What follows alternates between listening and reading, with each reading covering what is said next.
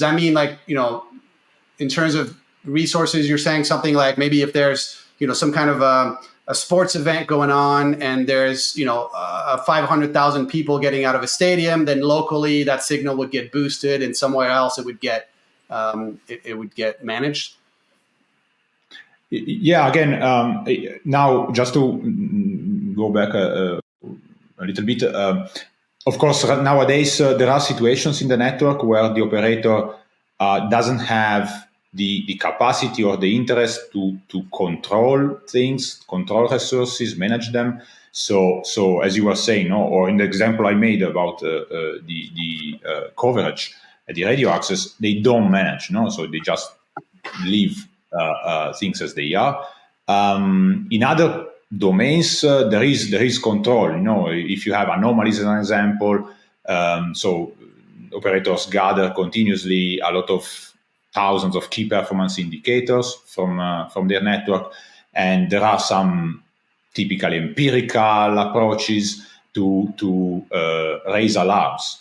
So whenever there is something that malfunction, because some KPIs, some key performance indicator, go off scale or whatever the empirical rule tells, engineers, the network engineers are informed, are warned, and then it's a manual work. They go and check what's going on at the switch, at the cell, at the base station, and take countermeasures. But these human in the loop kind of management that is extremely slow and very expensive as well. So there is some level of management. This is just what I wanted to mention.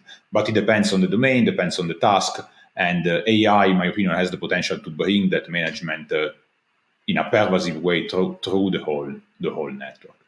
And to come to the example you were making, like sports events.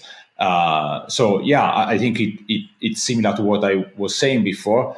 It's a bit of an extreme case because when you have stadiums, usually you have these huge peaks that are, however, predictable very much because they are scheduled. So in those cases, operators already have often some very let's say adaptive solutions, like they know that there will be a match in that specific day.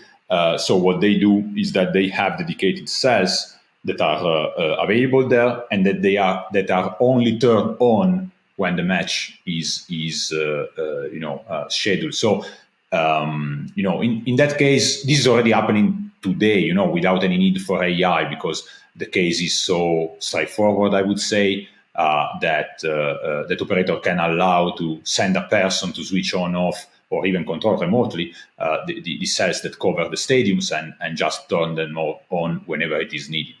But in many other cases, if you think about a whole city with fluctuations that are partly predictable, partly random, that happen over time and space, the management becomes much more complicated, and this is where the big gains, let's say, in energy savings could be enabled by AI.